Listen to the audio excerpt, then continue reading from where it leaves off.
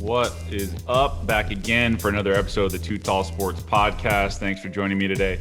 My guests are the two guys from the Riding the Bus podcast, which has to do with our struggles in the minor leagues during all of our careers. All three of us actually played in Long Island for the Ducks in independent ball. And like I mentioned, all three minor leaguers. So David Washington and Bennett Parry, two roommates, two podcasters, both former professional athletes. So great to have them on. They have a real fun show and good to connect with former minor league guys as well.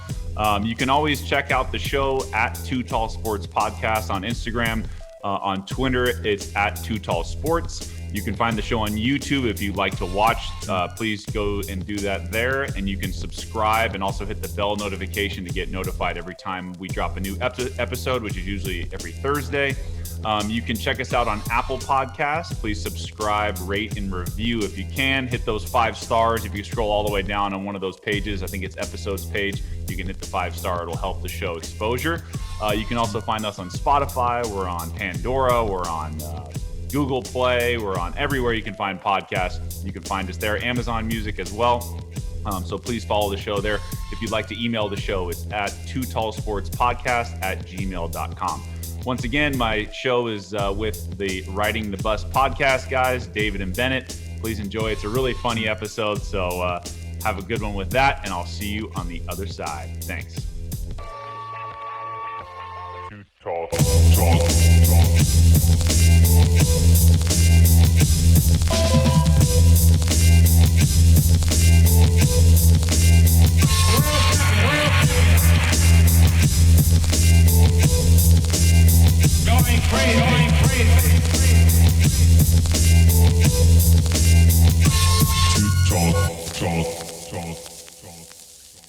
All right, welcome back to the Too Tall Sports Podcast. My next two guests today, first show where I've had two guests on it at once, so it's pretty cool. Lucky enough to have Bennett Parry and David Washington. They're both professional baseball players. They're both from San Diego, both played for Baltimore at one point or another, and they both played in Long Island as well, just like I did.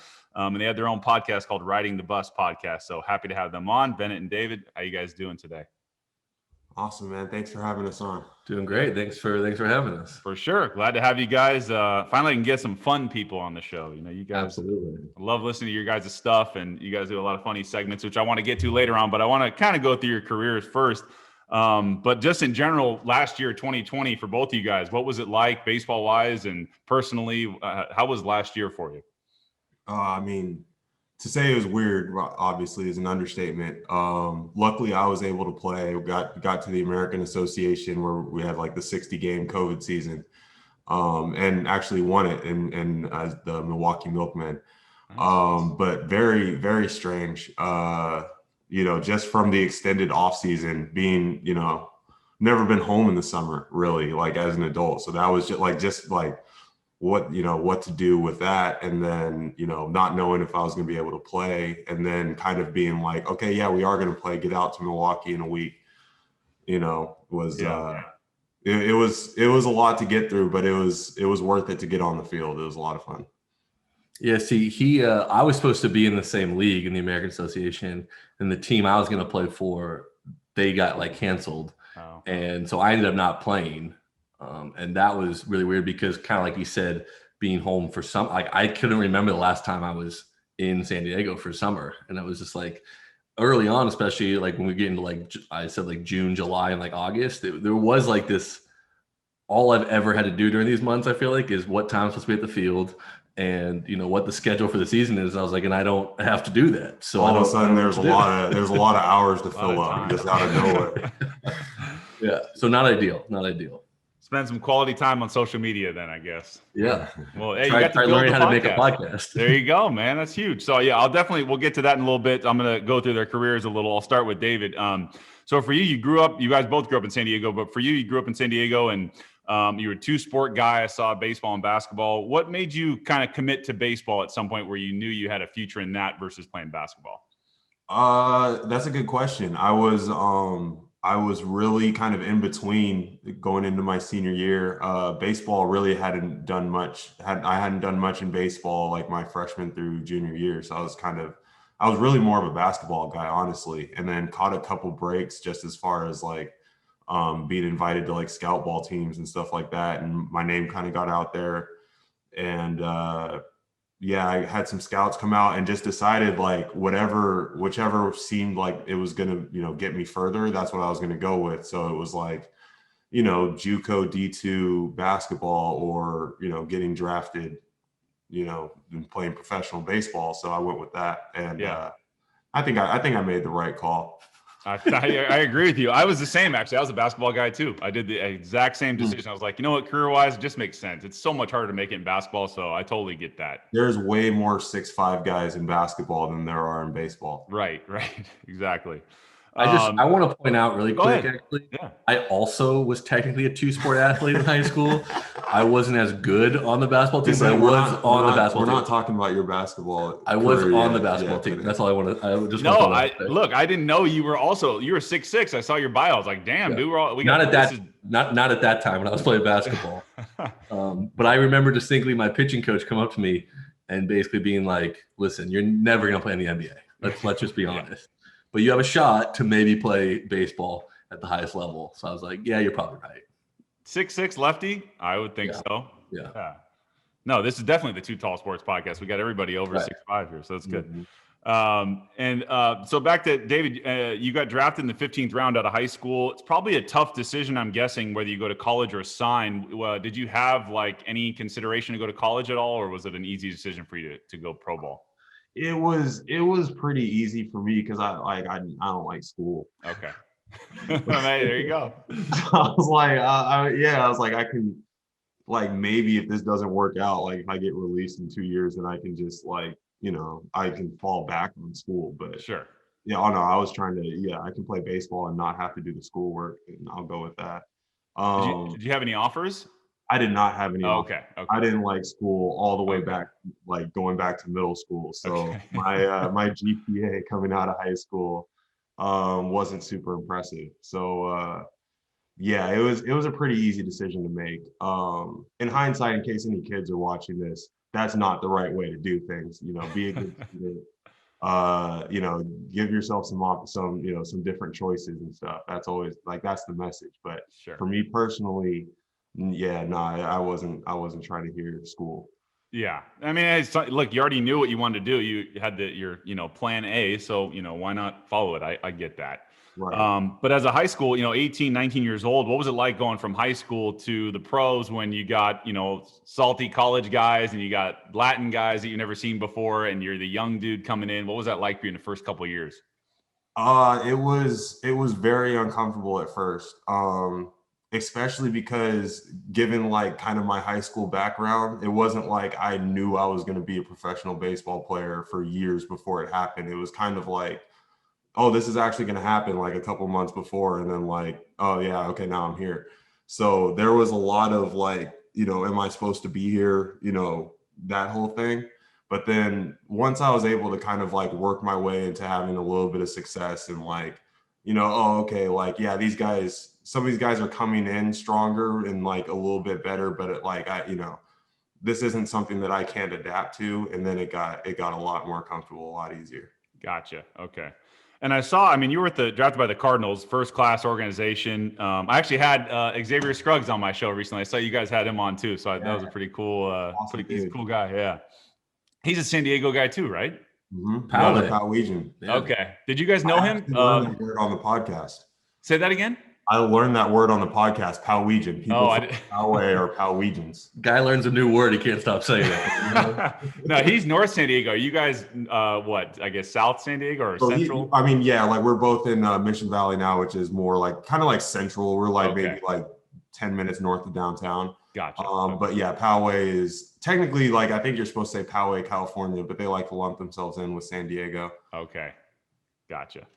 And so, you were with St. Louis for a long time and, I saw you were an organizational all-star in 2016. You hit 30 homers that year. You had a big year. Was there any doubt at that point you were going to get to the big leagues with St. Louis?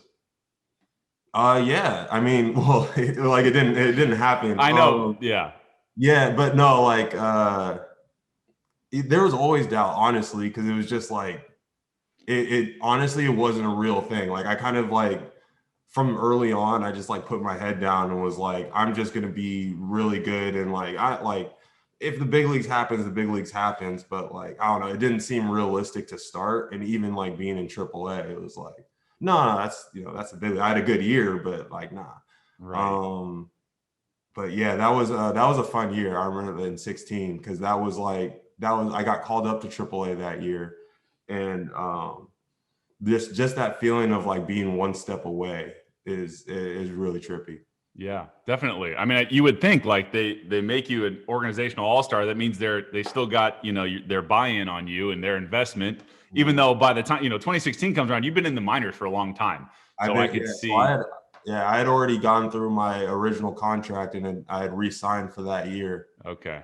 So that was it, honestly, and that was kind of where it was like, they're so good, the Cardinals, where it was like, yeah, playing in that organization is the message is like, you might not make it with us, but a lot of guys, and you see this, like a lot of Cardinals guys end up somewhere else. Yeah. Like there's a lot of guys that are doing really well in other places, and you go, where'd that guy come from? It's like, yeah, that's a Cardinal guy. Yeah. So it was always kind of like, yeah, you might not break with us, but like you do well in this organization, like that's going to mean a lot for other organizations looking at you. Yeah.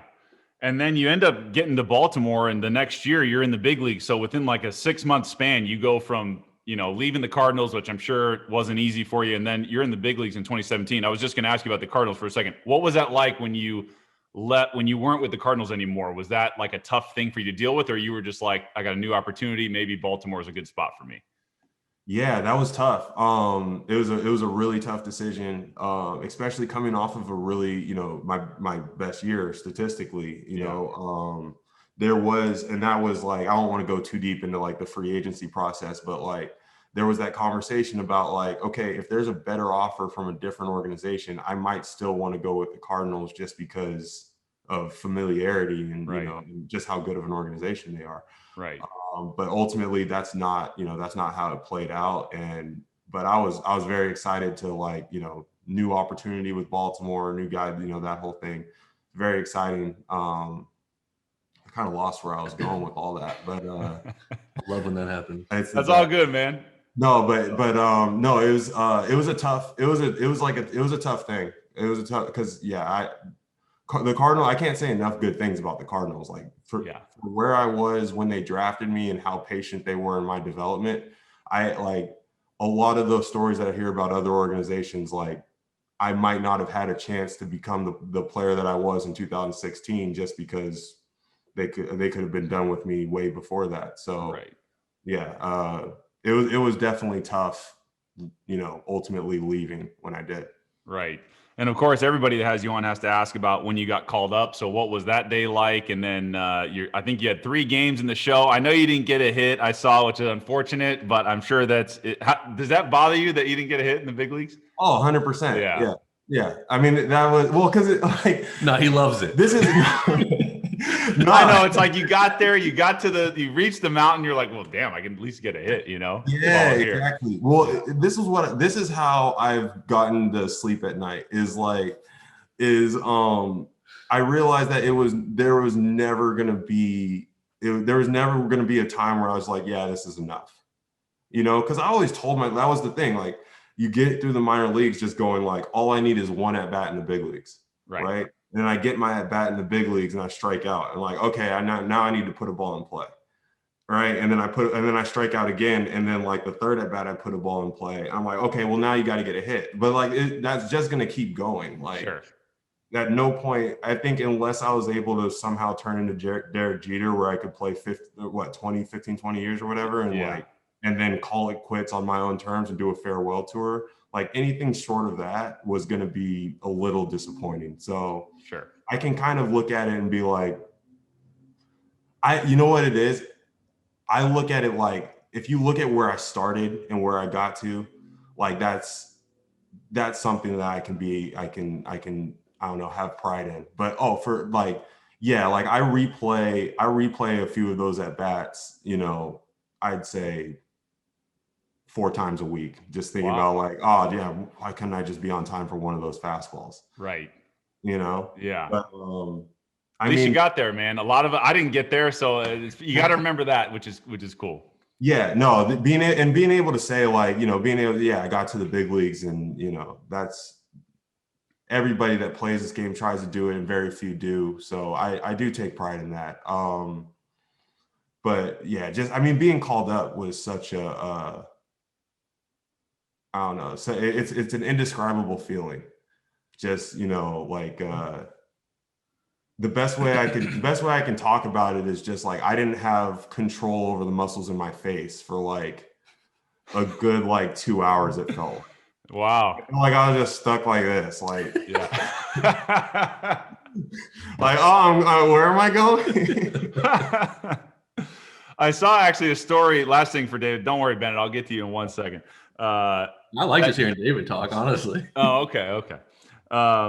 I saw you posted a video about you getting a suit right when you got up there, I think. So what was that experience like for you? Oh, yeah. That was, my boy, Tyler Saladino was with the Chicago White Sox at the time. We were playing the White Sox, and he was a high school teammate. So he was a couple years ahead of me, but we played together. And talked and worked out together in the off season and stuff. So it was this really crazy moment of running into like an old time teammate in the big leagues. And of course, when I got there, we went out for breakfast, and he, he was giving me shit because I wasn't dressed like you're supposed to. And when you're in the big leagues, especially when you just got called up for the first time, and I just didn't have a suit. Yeah. So we went to, I want to say it was like a Nordstrom's or something. And got a suit together, and he paid for it, bought me my first big league suit, Nice. only big league suit. It's just this really kind of surreal moment. I would say probably the coolest thing that, I was a part of while I was there was that moment. No, that's awesome, man. At least you can, exactly. You can take that with you afterwards. So there you go. Yeah, we got pictures and everything. Yeah. Why would you have a suit? Nobody we wear polo shirt to the field every day. Why would we have a suit? Well, I had this thing. So way back in I can't tell you the year, but it was when I thought I was going to break from spring training for the first time. I went out because Low A was in Quad Cities, Iowa at the time, which was crazy cold. So being optimistic, I was like, let me get a bunch of cold gear, so that when I get out there, I'll be ready, right? Because this is my time. Right. And then sure enough, I didn't break. And after that moment, and then having to go through extended and with just a bunch of cold gear sitting in your locker looking like an idiot. And I was like, I'm never going to be in that situation again. So that was almost like a point. It was almost like a point for me to be in AAA. No, I'm not buying a suit until I get to the big leagues. I'm not going to be here with this big league suit and never get called up. Right. So you played in Quad City. So I had the fortunate, ability to play in Clinton, Iowa. Did you play there? I did not. So, okay. So I never actually, we actually moved to Peoria shortly after that. So I never got the pleasure. There's a long story about me missing the what's it called? Midwest League. I don't know if we have the time necessarily to get into that. I mean, if you want to, sure. Now the better question is that what people want to hear? The Midwest League. I know, right? Well, I feel like that's one of the leagues that everybody that played pro ball for a decent amount of time has some Midwest League stories. Sure. Low A, right? Was it Sally League is the other one? Yeah. I played in both actually. Yeah. I feel like all the best minor league stories usually come from Low A. I agree. Definitely. Because those cities are a little iffy for sure. Yeah, more than a little from what I've heard. Yeah.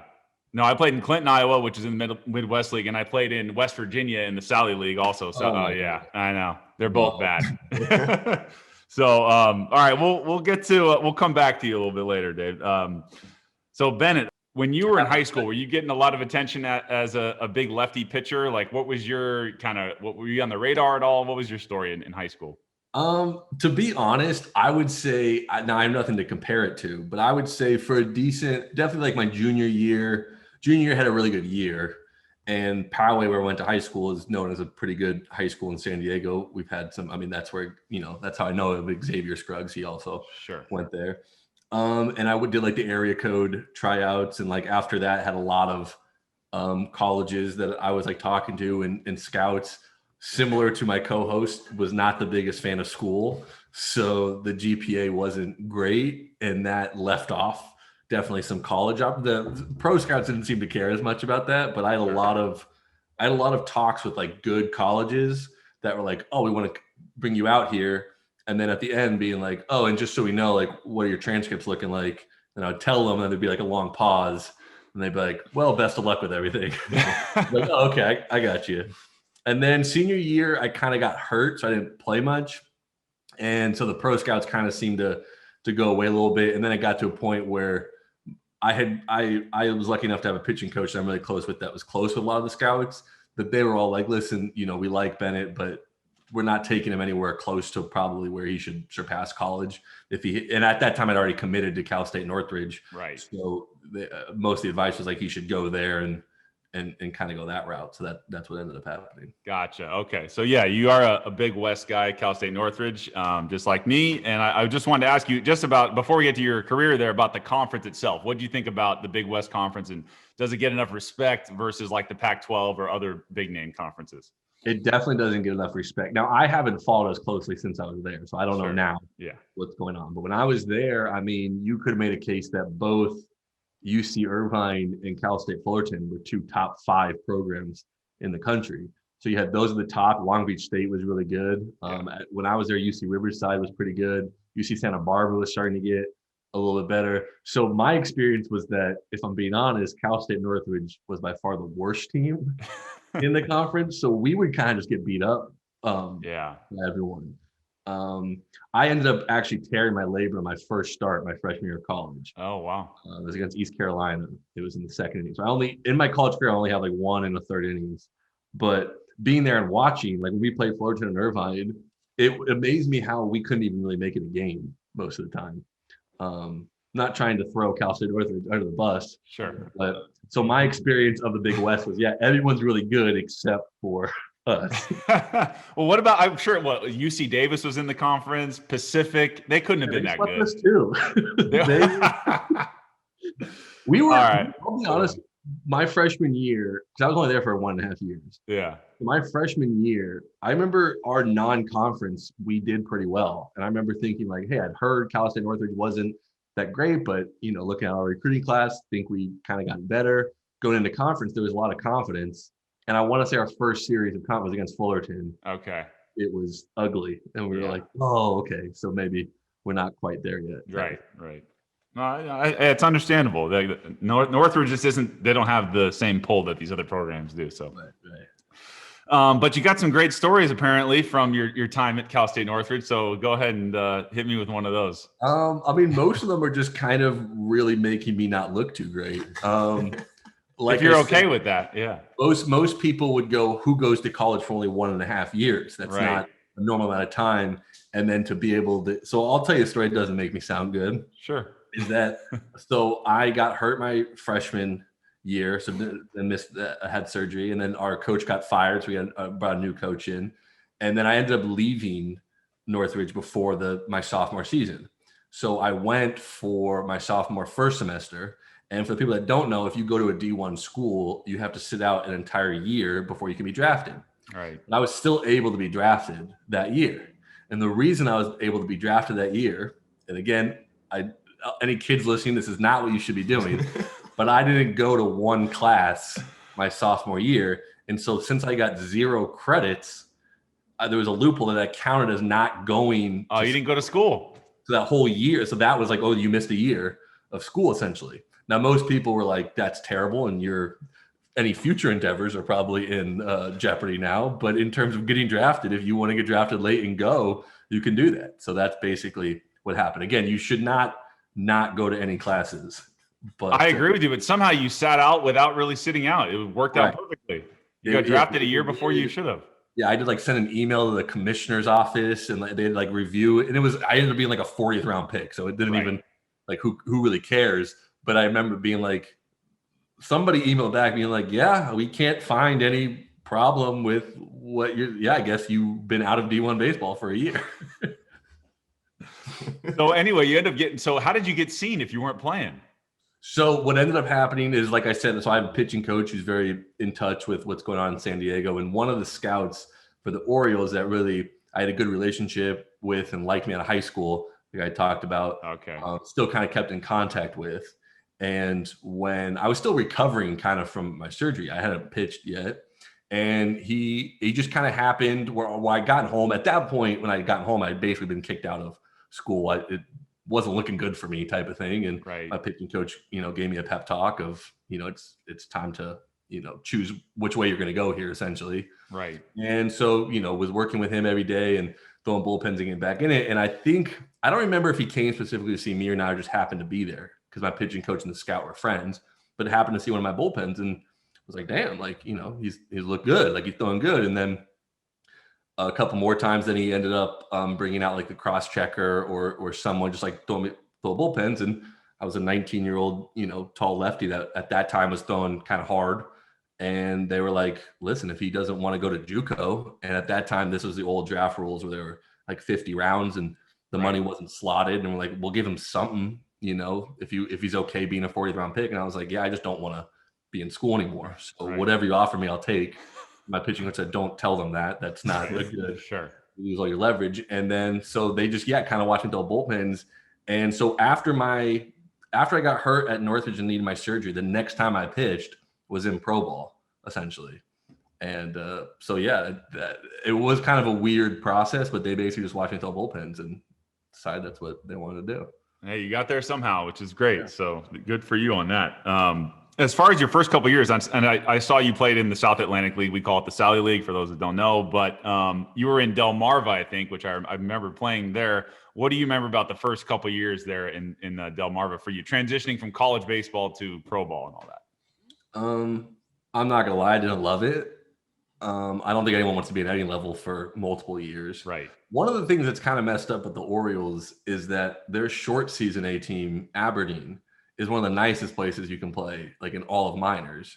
So normally that's where you go first, right? And then from there you go to Delmarva. So if you're there and you're thinking, okay, everything from here is going up, you go from there to Delmarva, and it's a lot worse than Aberdeen. That was my first reaction when I got to Delmarva. I was like, oh, I thought Aberdeen was the bottom, and then you can grow as you go up. Yeah. And that was not the case. You're actually going down. The people in Delmarva were very nice. Nothing against the city. Right. But I think, like D-Wash said, and as you like, nobody really wants to be in low A. So when you have to repeat that level multiple times, it's definitely frustrating. And that league in general it's a tough league to play in. The travel's not good. The places aren't good to go to. Isn't Charleston in that league? Yeah, that's there's Charleston, West Virginia, which is where I was, but I think South Carolina also had a team. Is it Greenville or something? No, they're called Charleston, South Carolina. Okay, there is a Greenville was I want to say there's a Red Sox. Okay. Yeah, that league was all spread out. There was no close travel. It was terrible. Yeah. As far as, I know you ended up playing, nobody wants to play independent ball, and you both did. We'll talk about that in a minute. But when you went to the American Association, Bennett, how was that like for you leaving pro ball and then, not being affiliated and then still kind of believing that you're going to get back to affiliated ball? I think I was very, I don't know if I'd say naive or maybe even arrogant, that I felt like I had put up good numbers with the Orioles and done well, that it had kind of gotten to the point where I was like, if they release me, I'll get picked up, right away type of thing. Sure. And at that time, I feel like there was kind of a negative stigma on independent baseball. Yeah. And I thought it was a really good experience to go there and see for my first time being like, oh no, this is basically the same as anything, because in the mind there's so the talent gap between the people that make it and don't make it is so small to me that there's just so many guys that a lot of them are just overflowing into indie ball now. Sure. And this league was really competitive, and I got humbled at times, and I saw other guys that were like, oh, I'm just going to dominate indie ball. And then you get humbled and like, I mean, no, it's not. I don't know if that's what it used to be like, but it's not what that's like anymore. So I thought that was a really good experience, being able to see that. Right. And then did you guys know each other before you went to Long Island at all? Yeah. You did? Yeah, we've been working out together, like 5-6 years now. We also technically were on the same Tampa Bay Rays scout team in high school. Okay, so you knew each other for years. I remember, honestly. I remember. Okay, so you've known each other for a while then. Right. Oh, okay. Damn. Okay. I was going to say, I thought you guys met in Long Island. You happen to be San Diego guys. Okay. No. We've been training together in the off season for 5-6 years now. Gotcha. Okay. So I played in 2014 in Long Island, and you guys played, I believe, 2018 and 19 or some mixture of that. When you guys got to the Atlantic League, what was that like for you coming from either the American Association or affiliated? What was it like when you got to play for the Ducks? Whoever wants to go first. Yeah. Well, so I was kind of going through like the process that Bennett was talking about, where I had just come from affiliate ball, and I was, my mind was on getting back, and kind of being salty that I wasn't in affiliate ball. Right. But and then of course there's the stigma of being in indie ball that I was kind of resistant to as well. Right. Those negatives aside, I had a great time in Long Island. Just like there's like that feeling of kind of like history there or whatever, right? Like so many there's been so many Long Island Ducks before you, and they have all the pictures, and you see all these like random names. You're like, well, oh wow, that was my bullpen catcher in Double A. Like that's crazy. Yeah. But I don't know. I loved it there. I love like just kind of like it was a nice. There's enough space. Like it's a good sized place, but it also kind of has that grimy feel to it. Right. And I mean that in the nicest way. No, it's true. It's old. It's Long Island. I don't know. Like I like grindy shit. Like I like when stuff's a little messed up and like a little off perfect. When the place is perfect. Yeah. I that's what I blame my stats in the big leagues on. Is like everything was too perfect. It was just too nice, dude. It was way too nice up there. Yeah. Like I needed a piss bucket in the in the hallway from the dugout. Like you need the water in the shower not to go down the drain. It just overflows. Oh, is that what was going on in 14? No, but I've been to places like in the Midwest League. I rake at those stadiums. Yeah. If you don't give me a good shower, like I'm gonna hit 600 that series. You're good being uncomfortable. Yeah. Yeah. Long Island was awesome. You played, so you were there with like Brownie and I was gonna ask you about the guys, Lou Ford and Dan Lyons and all those dudes. Yeah, Kevin Baez was the manager then. Mm-hmm. But you got to be. I didn't win the championship, of course. That's like a no for you got to win every year for the Long Island Ducks, right? But you got to. I know Bennett wasn't a part of it, but you got to win the championship. I think it was 18 or 19. You got to win the championship. 19. Okay. Bennett helped lay the foundation in 18 for us to. He was a big part of it. 19, but technically not. Well, no, technically, yes. You're not using the word technically correctly. Okay, Dave, let me ask you, do you think he deserves a ring as being part of it? Absolutely deserves a ring. Thank you. There you go. Yeah, all joking aside, Bennett was a huge part of our first half in 2019, which even though we won both halves, who knows what happens if we don't win the first half, and give the guy a ring. I agree. Hashtag that. There you Ring go. Bennett. Yeah. Speaking of, so what was it? I remember playing with Lou Ford and Brownie and all those guys. I remember Lou Ford used to smoke cigarettes in the dugout in between innings. Was he still doing that? Or no? He stopped and started. Oh, okay. And I don't know. Yeah, and I don't know where he's at now with that. Okay.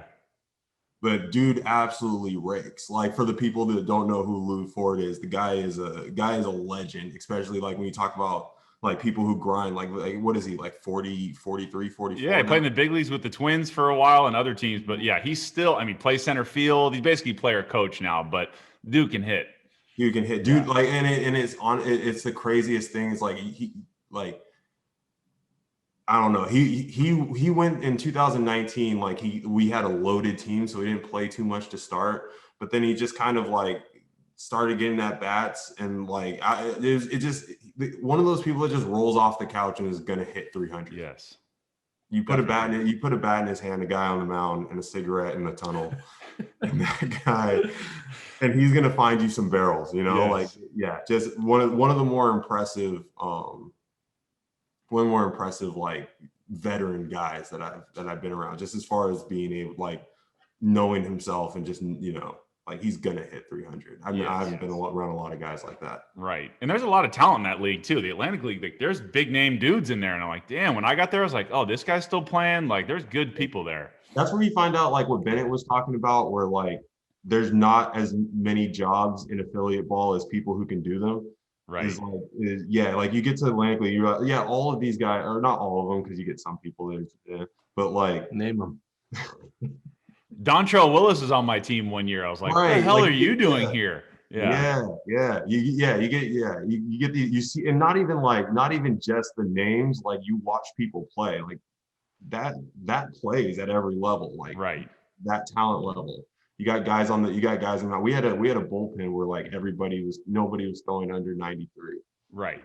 Coming out of the pen. It's like, we can go play AAA right now. Like, and this is, so it's, like Bennett was saying, the talent gap isn't as big as one would think going in, and it's impressive to see. Right. Now, are you both still trying to play hopefully this coming year in 21?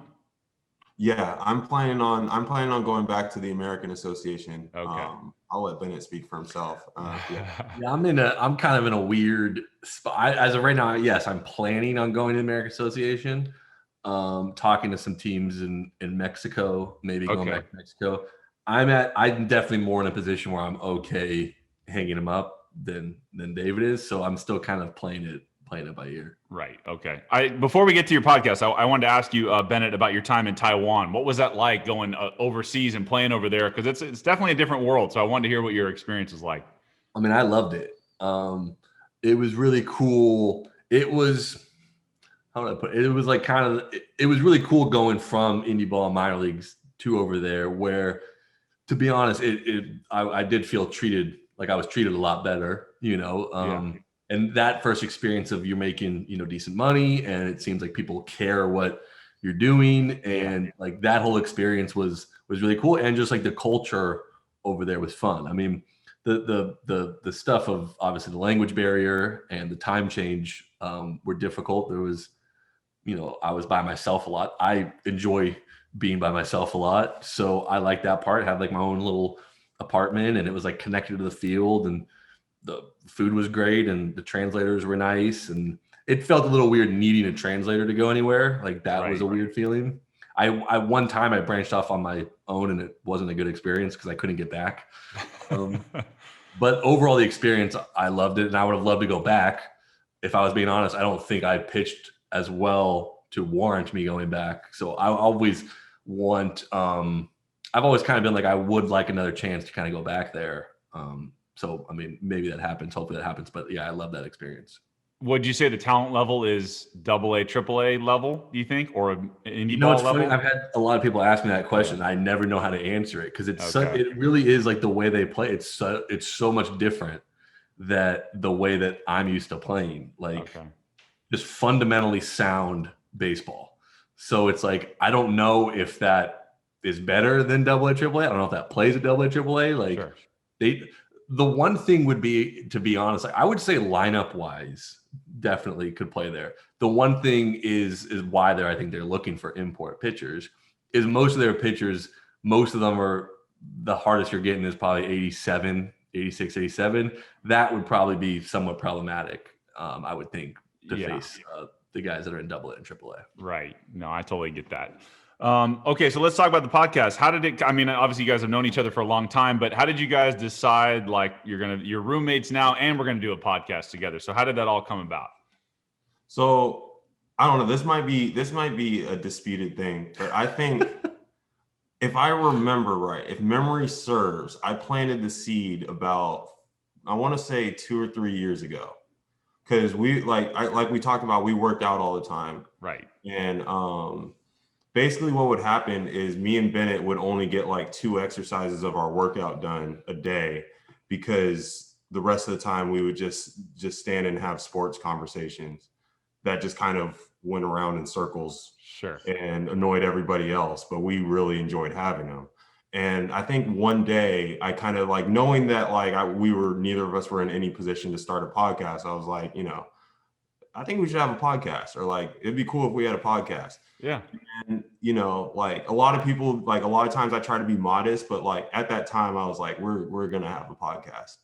And sure enough, it just kind of like with the COVID stuff and everything that happened, Bennett having a lot of time to learn all the stuff that goes into, the actual process of doing it. It made more sense this year than before. So it's kind of like, yeah, let's do it. Same story for you. Listen, if it makes David feel better to say that he planted the seed, fine. I just remember we had been talking about it. It was one of those things we've been talking about doing for a long time. Sure. But it always came back to neither of us knew how to execute making that happen. And yeah, I think like once COVID happened and the season I was staying at like my mom's, and my sister and brother-in-law had come out and stayed there, and like, because they lost their jobs and weren't able to do anything. And we kind of had this time period where me and my sister were very close. We're talking about like, we just don't like this idea of us just sitting here not doing anything. Like, let's try to turn this into some sort of positive. And we were both like, what do you want to, like, if you could just do anything, like what do you want to do?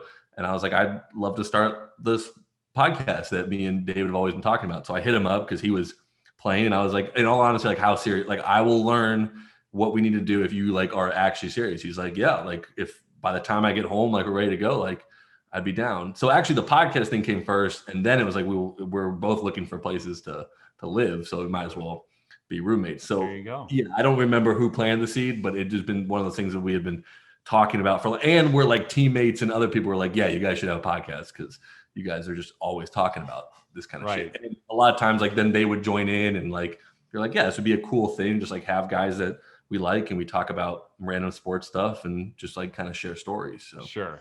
And everybody says, like, and I went through this too, like, you got to be committed, right? Everyone says, oh, I'll do a podcast. I'll do it. No, that you won't. Like, most people will not. So you definitely, it's good that you guys have gotten past the barrier of just like thinking about it and you're actually executing on it. It's good. And I want to point out, because Bennett won't, or maybe will, but it's better if I point it out.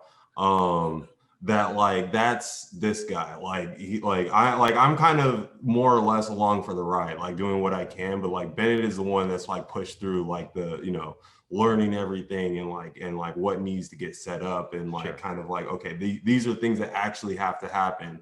I just kind of enjoy the conversations. Right. But that's good though, because one of you have to have like roles almost, which is good. So you guys can do what you're good at. He's downplaying ultimately what he's bringing to the table. Yeah. But I think it's more of just like, because we were very upfront, about what kind of our roles would be. Sure. And I, at that time, just had more time. It also just made more sense for me to be the one to do it, because I wasn't doing anything. Right. And it's hard when your career is not over. It's hard to commit fully to something when you're still doing that other thing. So I totally understand that. So as I'm watching some of your guys' social media videos and stuff, I wanted to bring up a couple of the topics that you guys have talked about. So one of them I thought was funny, because this happens all the time to everybody, is the shopping cart etiquette. I wanted to talk to you guys about that. Which one of you is the guy that follows the rules and puts the cart back where it should be every single time? And which one is the guy that's like, I don't care, just leave it there? I think we're both the guy that gets the cart where it's supposed to go. Okay. No. Hold on, I gotta come in here.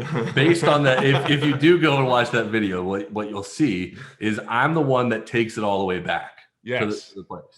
David, no. You put it in the little thing in the parking lot. Right, but I take it all the way back there. Right. To like the stall, right? You put it in the stall. Yeah.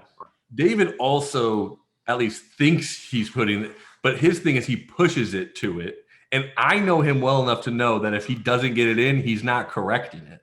So then it is going to be one of those that now he claims that's never happened before. He always makes it. Obviously don't believe that. No one should believe that. Right. So that's where I would say we are a little bit different. But we do, his take on what the worst one is, I think my favorite part though, of like what the worst person of like what they do with it is. Oh yeah, let's hear it. No, the person you have to look out for is the one that takes it all the way back to the storefront. Oh, dude. Why? Yeah, I don't get that one either. Right. That's a weird dude. He's like, you're hiding something. You're doing too much. You're overcompensating. Yeah. You're way too nice about this right now. Yeah. Like, because if the stall is really far away, like no one's gonna take the time to push it around and find. Just you like put it on the curb and then it's fine there or whatever. You hope no. That's what. Yeah. Well, that's what I like. Wrong. I had said that. No. Okay. No, I'm good. I'm just like you, Bennett. I'm good about it. I'm like, all right, pushing it in. Like if it's close by, but if it's not in my row, you gotta go all the way. Like, no, I'm not doing that. Right. Make more stalls if you want it. Yeah. You know. See, I really want this done right. Yeah. I'm a big like think ahead kind of guy. I feel like so I'll try to park somewhat close to those balls all the time, so that I'm not in that situation. Like I'm thinking about that as I'm looking for a parking spot. Like, what's going to make the least amount of effort after I'm done with it? No, I'm with you there. No, that makes sense. Another one I would bring up, I don't know if you're okay with it, David, but I did see, if you're willing to put it on social media, you're probably okay with it. Is this the story when you were in jail and you had a with your cellmate? Right. No, so it's the funniest story of all time. Yeah, it is. Tell me, so that was the backstory.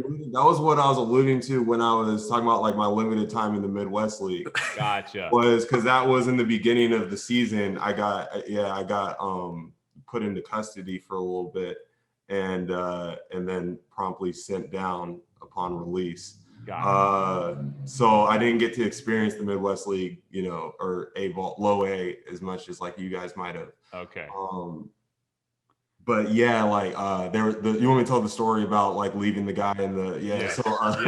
I definitely want that. Yeah, so like I was in. So, that was one of my favorite things I saw of you guys. Yeah. No, so I had been arrested. I had been a little disorderly the night before. And in the morning, I don't know how many of your listeners are familiar with jail protocol and procedures. The doors open and your day starts or whatever. And I was ready to go. So I hopped down. I took the top bunk. I hopped down and was like, all right, let's start the day. Let's get it going, and walked out being just a normal human being, I closed the door behind me. Right. That's what you do when you leave a room. And apparently when you close those doors, they lock. And they lock and you can't unlock them from the inside. That's kind of the point. So like the guy who was in there was stuck inside. So you locked your cellmate in the cell. I locked first morning in jail. I locked my cellmate in the cell for the morning. What happened? Yeah, like you wake up, you're like, it's jail, but at least I get to get out of my cell for a little bit. Right.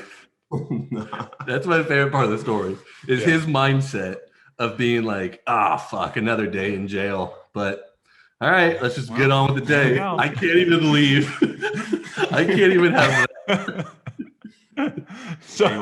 So what happened did you get him out somehow? Did the guard have to come over and get him out? And I tell like in this thing, I heard like a bunch of yelling and they were trying to get the other people that understood what was going on. I was locked in a card game. We had played we were playing spades.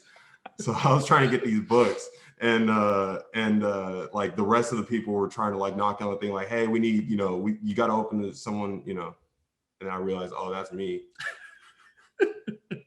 My bad, bro. Man. That's great. So he was cool. Was he okay with you after though? It wasn't like I don't even think it was like the whole morning, but just like it was a tough first impression. Definitely. Damn. They're like, this guy means business. He doesn't let his cellmate out. That's a big deal. I don't think that's what they thought. Okay. So your guy was cool with you after that? He was having it. Nah. I don't want to it wasn't a huge deal. He had but he had some of his own stuff that he was in jail, and sure.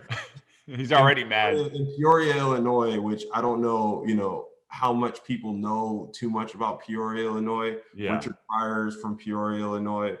I don't know what it's like now. At the time and historically, it's kind of a tough place. And this guy was having a tough time. I don't want to put his business out there, but gotcha. And I wasn't helping. But you know what? To his credit, he didn't make it really an issue for me. He went on, did his thing, read his books, and overall it was a decent. There wasn't any real issues. Okay, well that's good to hear. I saw you guys recently faced each other in a batting cage. Bennett, you were throwing to David. I'll start with you, Bennett. What do you remember about that? Those few at bats that you had against him? I remember the first one was kind of a funny one where I struck him out, but on a really poorly executed pitch. And we talk all the time about execution over results. And that's kind of always my mindset of pitching. Like, obviously I want to do well, but I'm a big control what you can control guy. And the only thing I can control is what, after it leaves my hand, I don't have any control over it. So if I don't execute, I'm upset with myself. I've been made fun of because like I'll get a strikeout to end the inning and I'm still upset with myself. And they're like, come on, man, like you struck him out. I'm like, yeah, but I didn't execute my pitch. He's thrown his glove after striking out the side. Right. I don't know if I know it's like it's not about getting the out. It's like it's how you get the out, right? Yeah. So I did. So I just remember the first at bat where we did that was one of those where it was a 3-2, try to go change up, hung it, chop, and he just swung through it type of thing. It's like, okay, I get the result, but that's not what I wanted to do type of thing. And then second at bat, tried to get inside, just don't think I got in enough. And hard contact, I put on the video hard contact because it was hard contact, but also it would have been an out. So it was not. And in all honesty, like kind of being a little too baseball-y is like it was a very well executed pitch. It was a fastball in the inside corner, and it was one of those that I had to kind of spin off to get the barrel to it. So what happened was like a really hard slicing fly ball to the center fielder. Gotcha. So like the exit velo was there, everything, but it was but it wasn't a knock. Okay. Which is my favorite result. That's not a home run is probably my favorite result that's not an extra base hit is a hard contact out. Right. So I was stoked on that one. Yeah, if he's gonna put me on blast for throwing my glove when I struck out the side, I'm gonna put him on blast. I've seen him upset after he goes 4 for 4 with 4 soft hit singles. So, hey, it goes in the scorebook as a line drive, right? You never know. Right. And Benny, you hadn't thrown in a while, right? Didn't you say something like that? Yeah, because I shut it down. At this point, I don't even remember when everything started, but basically, whenever basically the big league season would have started, I think that's when I was about to leave for indie ball, and so kind of shut it down. Like was throwing to a wall, essentially, just like stay ready. But I stopped throwing bullpens. I stopped throwing off the mound. So that was the first time I threw off the mound. So I don't know, 8-9 months probably. Yeah. It had been a while. That's pretty good for not throwing. Damn. As far as 2021 for you guys in the show, so obviously you guys are doing it right now. What are your plans? Like, are you going to continue to do it? Maybe on like Zoom or something to keep it going. What are you guys' thoughts on that? We haven't gotten too far into that. My assumption is that we would try to keep it going. I mean, that's the only option. Right. No, I mean, I thought you were going to say keep it going like on Zoom or something. I'm saying that's the only option. Right. Yeah. So like, I assume it would be something like Zoom or Squadcast or something where we're all on the laptops. Yeah. So if people are listening to you guys, what can they expect? Is it mostly baseball or just your funny conversations, a mixture of everything and having guests on, the typical baseball type show? Yeah, the original proposed title for the podcast was Shooting the Shit. That was my idea and I think Bennett made the right call that like that wasn't the best one. So that's kind of the vibe. Like there's all the conversations that you would have in a clubhouse, right? Like sure. There's something in there about sports. There's something in there about life, whatever. Just there's a lot of I think irreverent is the word. Like just like what are these guys talking about? There's a lot of that. Just kind of it's a baseball podcast, but it's more entertainment from a baseball perspective. Gotcha. Yeah, see, I would say specifically that it's not like your typical, what would be a baseball podcast, is that because most of our friendships and connections, at least so far, of people that want to on are baseball players, a lot of times it's the conversations in the clubhouse are talking about, if basketball is going on or football is going on, just having sports conversations from the perspective of people that have ridden these long bus rides and been in the clubhouse, and like the perspective that gives you on sports and life in general. Like they lead to these great conversations in the clubhouse, and kind of trying to bring that so that other people can see what that's like. Right. Well, we'll definitely be following. Where can everybody find your stuff and follow you guys? Well, they can follow on Instagram, just at Riding the Bus Podcast. There's a link tree there that takes you everywhere. We're on Apple Podcasts, Spotify. We started a YouTube channel, so we post videos if you want to go to YouTube. All the information is on Instagram. But if for whatever reason you don't have Instagram, you can just search Riding the Bus Podcast at all those platforms, and Nice. It should pop up. Awesome. Well, I appreciate you guys coming on. It was a lot of fun. Hopefully we can do it again soon. And I wish you guys good luck moving forward. Yeah, I appreciate you having us. Yeah, thank you. Definitely. What a great episode. My thanks to David and Bennett, the boys from Riding the Bus Podcast. Please check them out wherever you can. It's awesome. You can find them on social media everywhere, and they're also on all the platforms as well. So had a lot of fun with them. Hope you guys enjoyed that episode. They're great guys and former minor leaguers as well. So awesome to get caught up with them. As always, you can find the show at Too Tall Sports Podcast on Instagram. On Twitter, it's at Too Tall Sports. Please subscribe, rate, and review wherever you can, whether it's YouTube. Subscribe and hit the notification bell so you get notified every time we drop an episode. It's usually on Thursdays. So we try to stay consistent with that. And if you would like to subscribe, rate, and review on Apple Podcasts, that'd be great as well. We need all the exposure we can get. So please scroll down where you can, hit those 5 stars on the show page, and give us some more 5-star ratings. That'd be great. If you're enjoying the show, of course, which I think most of you are. And we appreciate your continued support. So thank you for that. We're on Spotify, we're on Amazon, we're on Google Play, we're on Pandora Music. Wherever you get your podcast, we're there. So if you'd like to follow us, please do so, and drop a comment wherever you can. Love to hear your feedback. And if you'd like to email, it's tootallsportspodcast@gmail.com. Once again, thanks for listening, and we'll see you next week for another great episode. Have a good one.